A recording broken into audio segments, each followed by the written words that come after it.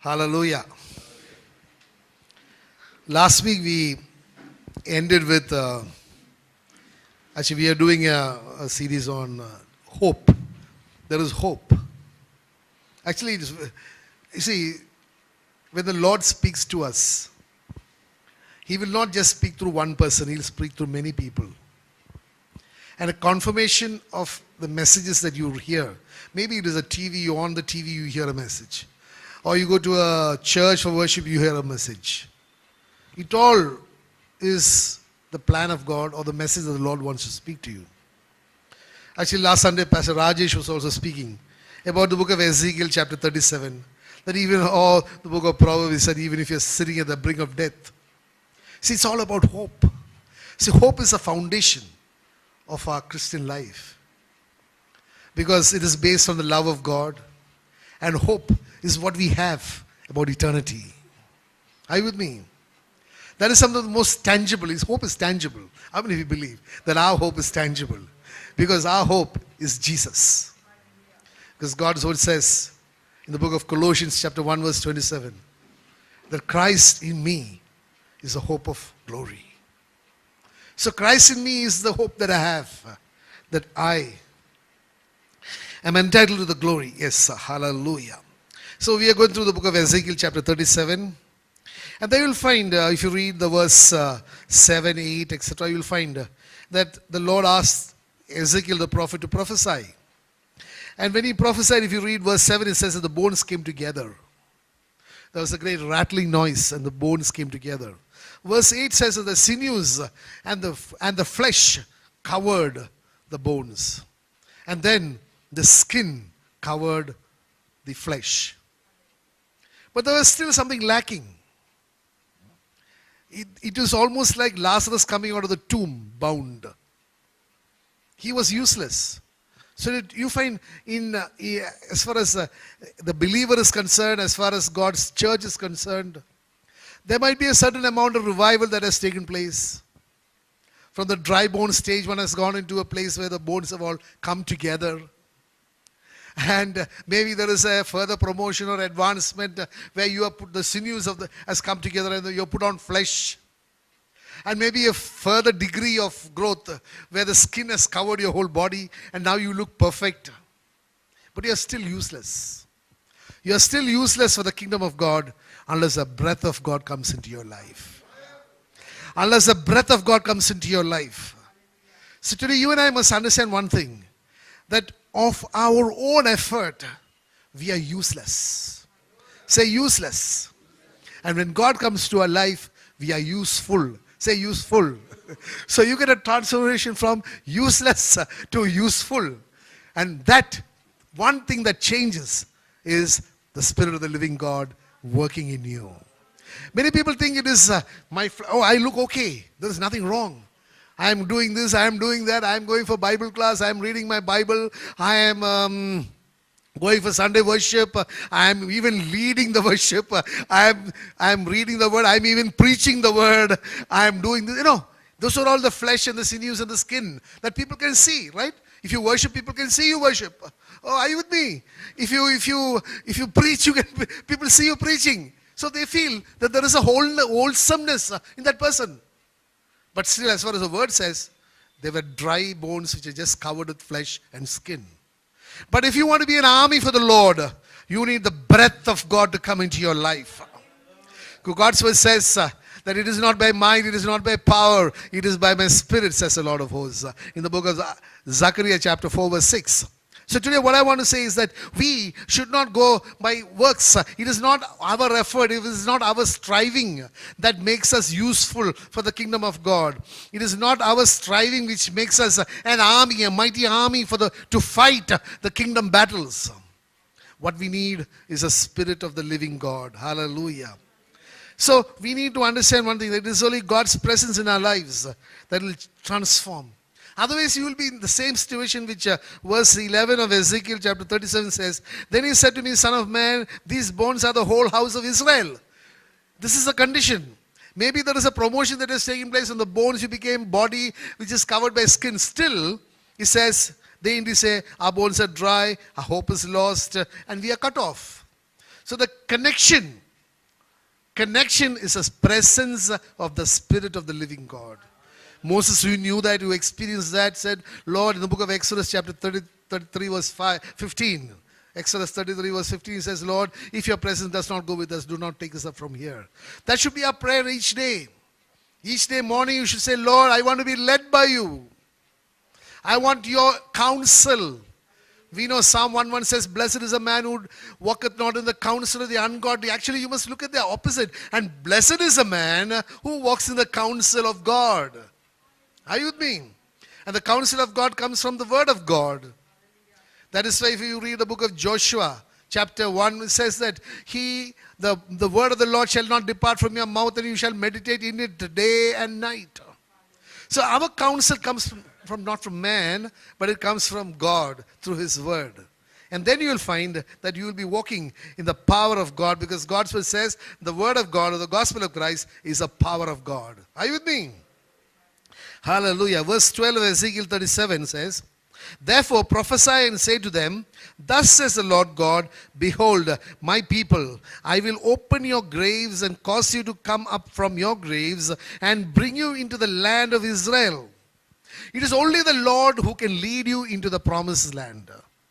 No rule, no rite, no ritual, no tradition. Nothing can lead you into the rest that the Lord has promised. But there is a process that has to take place for us to qualify to enter into that promised land or the rest. He says what? I will open your graves. So one thing, there is an opening of the grave.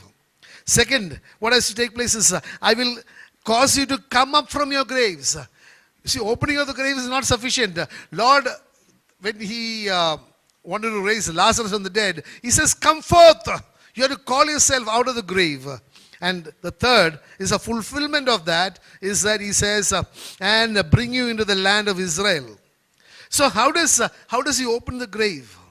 You open the grave, you read the word of God, says in the book of John chapter 16 verse 8, it says the word, I will convict. Let's read the correct word. The book of John chapter 16 verse 8. He talks about what the Lord is going to do in our lives if we submit to the Lord. He says, and when he has come, he will convict the world of sin and of righteousness and of judgment. This is what will awaken you when you are able to understand what is God's plan. He says very clearly that he will convict the world of sin and of his righteousness and of the judgment that is to follow. Again, it says, I will cause you to come up from your graves. See, he is a person who is going to make you come out from your grave in the sense of grave situation, that you were a dry bone there, but he is going to empower you. He is going to make you rise up into an army for the kingdom of God. That can be only done, my dear brother, my dear sisters, by only Jesus Christ. Because God's word says in the book of Romans chapter 4, verse 26, that he is just and the justifier of those who have faith in Jesus. So that is a transformation. Just because I deserve the just punishment, but he is a justifier, and therefore I am exonerated, or I am sort of excluded from that punishment. Are you with me? Hallelujah. You will find, so it is only Jesus' faith in Christ that can really take us out from the grave or the dead situation that we were in. And again he says, I will bring you into the land of Israel. The land which the Lord has promised his people. He says that I will take you into a land which is flowing with milk and honey, where you will have rest. And the rest, my dear brother, if you read the New Testament, says, I will give you rest. It is only Jesus who can give you rest. Nowhere else can you get rest. So today we need divine counsel to get rest. And the counsel comes from God's word. So many are there. Do not be afraid, I am with you. You know, if you read the word of God, God's word says, there are so many. John 14:1 says, let not your hearts be troubled. What do you have to do? Believe in God, believe also in me. All that you have to do is put our trust in Jesus. And then you will find that your heart will have rest. How many of you want rest? Hallelujah. We all need it desperately. Hallelujah. There's so many areas. Actually today one lady, someone rang me up. She was crying over the phone. But we are able to just speak. After some time, there's so much peace that comes. It's only Jesus who can give you peace. He is the one in whom we have to trust. Because He has paid the price for everything. Maybe it was rejection. He has paid the price for rejection. Maybe it is healing. He has paid the price for healing. Are you with me? So we need to go to Jesus because He is more than sufficient. So for that we need to have faith. Faith in what we believe. See, faith should not be like, something which we have an intellectual faith. It must percolate down into our hearts where it is believing in action. Hallelujah. That is why the Word of God says in the book of Hebrews chapter 4 verse 3. Often read because we need to understand its significance. For we who have believed do enter that rest. So that is a qualification. If you want to enter into that rest, we have to believe God's word.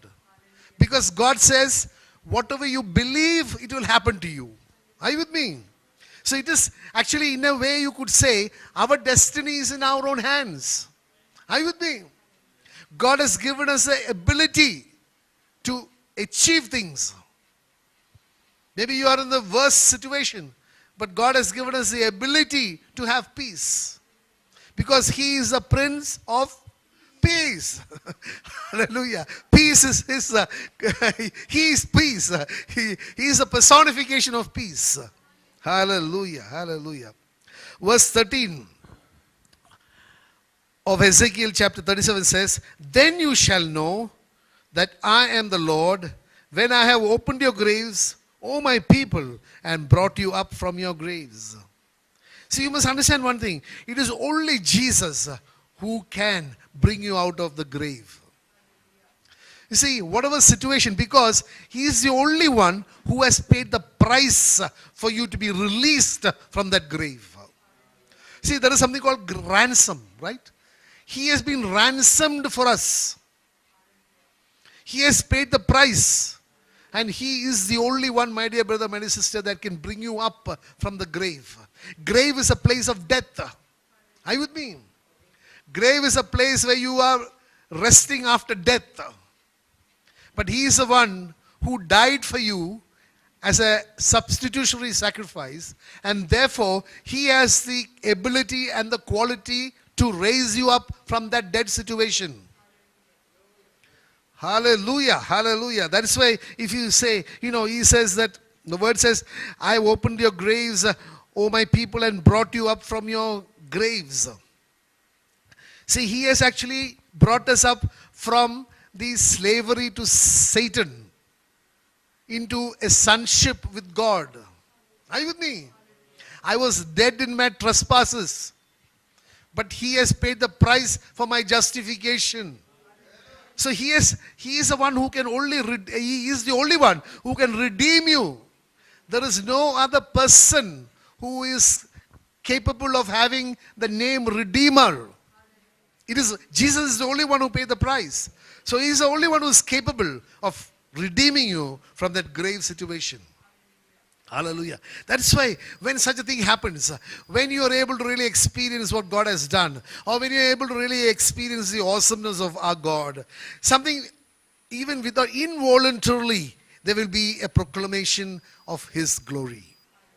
A typical example, my dear brothers and sisters, is if you read the book of Kings, 1 Kings chapter 18 verse 39. We know the situation. It was the sacrifice at Mount Carmel, where we know the situation. Don't want to go into the details, but we know that Elijah the prophet was the only one who was there, who was representing God. Everybody else was on the side of the idolatry and the Baal gods and all that. And there was actually a demonstration of, or rather there was you could say, a test who is a true God. When the fire fell, what did the people exclaim? The Lord, He is God. The Lord, He is God. I want to tell you, my dear brother, my sister, in circumstances like that, you will find God will manifest His glory. Maybe in your life also, you will find there are situations when things happen, dramatic things, things which will prove to the people in the community around you that our God is a God who acts. Our God is a God who is Almighty God. Then not only you but the people around you will say, the Lord, He is God. The God He is serving is the Lord. Hallelujah. Why go to any other place other than when Daniel the prophet was seen alive in the lion's den? What did the king say?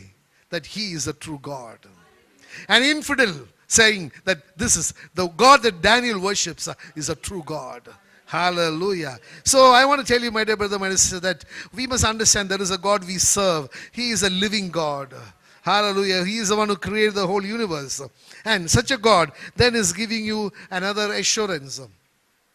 Verse 14 of Ezekiel chapter 37 says, I shall put the spirit in you and you shall live, and I will place you in your own land. Then you shall know that I, the Lord, have spoken it and performed it, says the Lord. Sometimes I think this is one of the basic understanding that we must have. Then when the Lord has spoken, He will perform. When the Lord has spoken, He will perform. Even a centurion was able to say, Lord, just send one word, my servant will be healed. Hallelujah. Or the person with leprosy said, Lord, if you're willing, you can heal me. This is a simple faith that we must have. That what God has spoken, He will perform. Say, what God has spoken, He will perform. Hallelujah. That is why He will give you. See, our God wants to give us the ability. I'm telling you that once you give your life to Jesus, you read the word of God in the book of Psalm 23, verse 2. What is it? Green pastures, leads me beside still waters. Verse 3. He restores my soul and makes me walk in paths of righteousness for His name's sake. Are you with me? That's what I want to emphasize. He makes me walk in paths of righteousness for His name's sake. That is why I want to tell you, my dear brother, sister, once you have come out of the grave, then you belong to Him. Are you with me?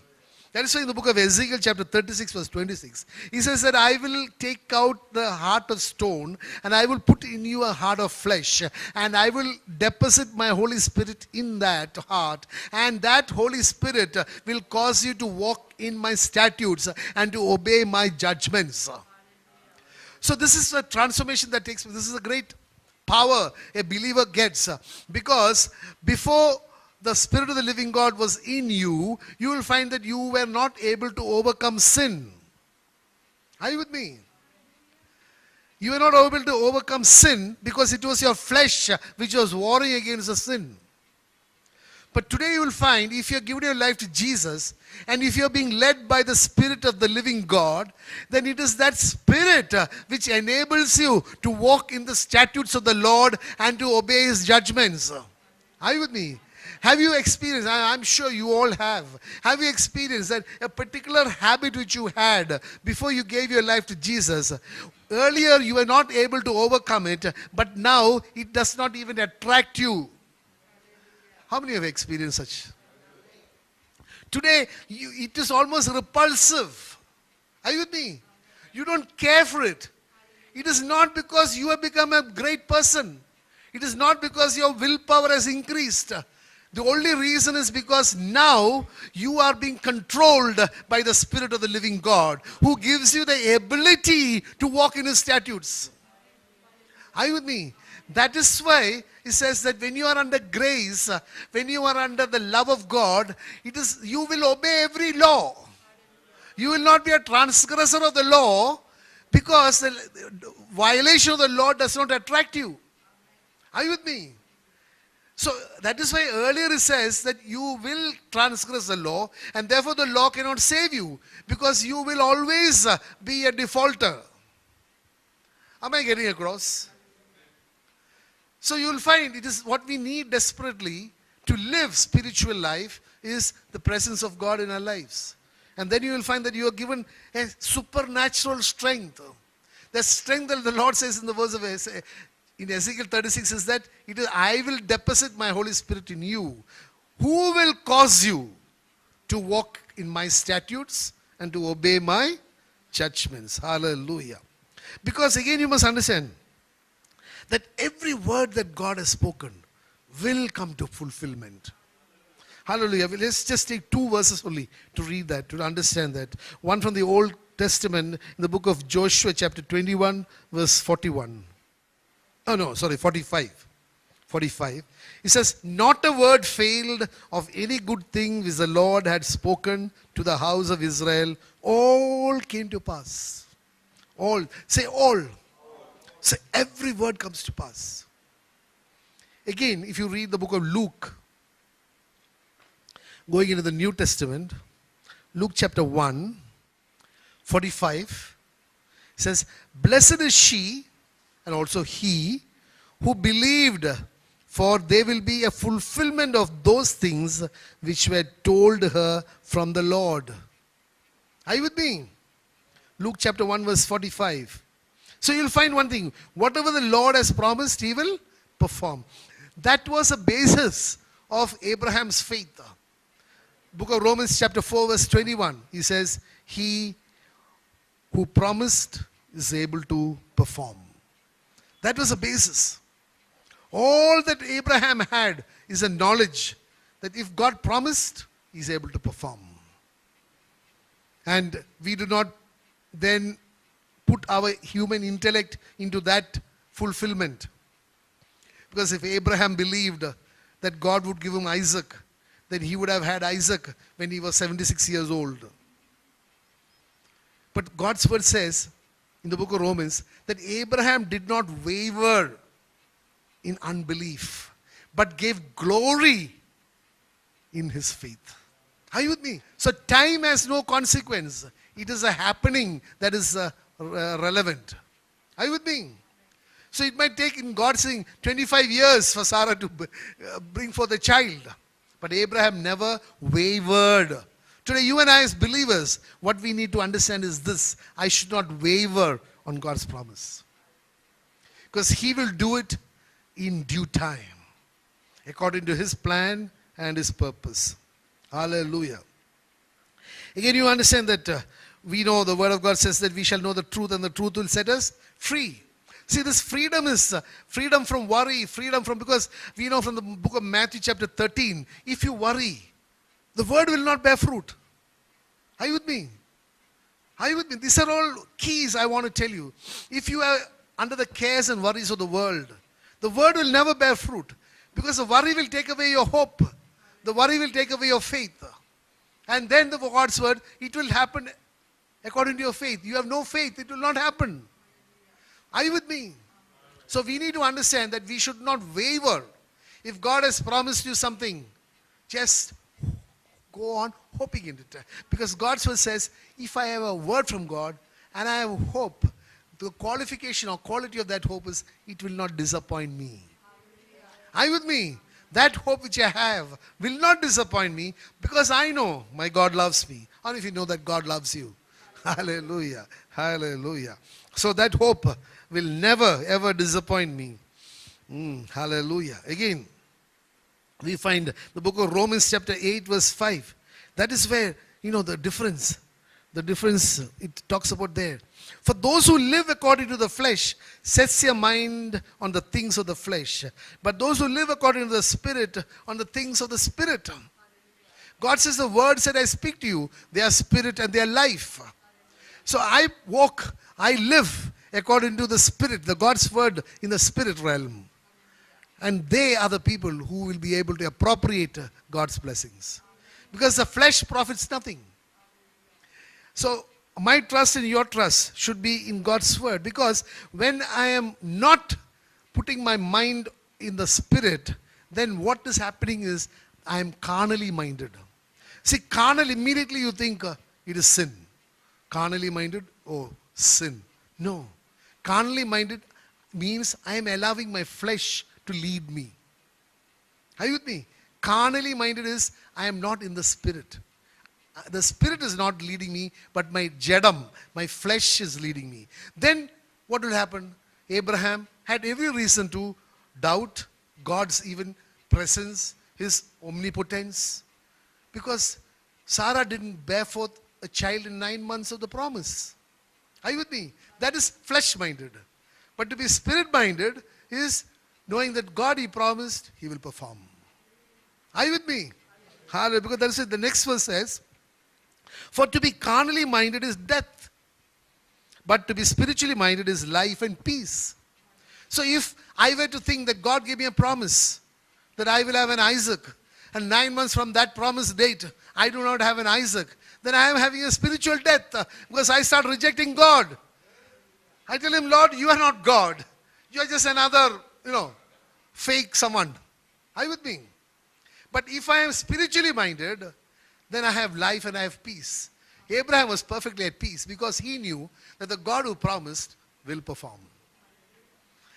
If God has a word on your life, my dear brother, my sister, I want to tell you that you should rest in peace. Not the what you find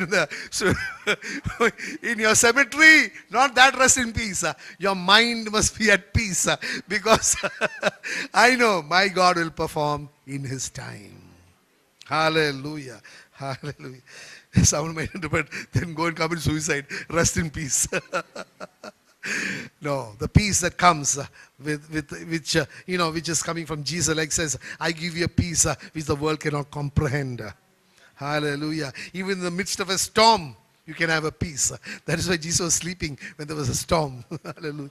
Hallelujah. Hallelujah. So you'll understand one thing that hallelujah. The 2 Corinthians chapter 4 verse 3 and 4. 2 Corinthians chapter 4 verse 3 and 4. This talks about one of the greatest deceptions of Satan. See, we hear here that we need to have faith. We need to believe our God who promised that He is able to perform and that He will perform in due time. But He says here, the word says, but even if our gospel is veiled, it is veiled to those who are perishing. Why are they perishing? Next verse says, whose minds, we know the book of Romans says, do not be conformed to this world, but by a renewal of your mind, be transformed.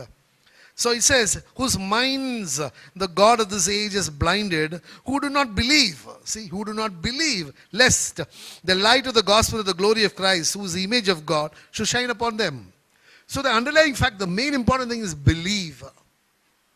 If I am made not to believe God's word, then I am actually giving up every promise, every covenant promise of God.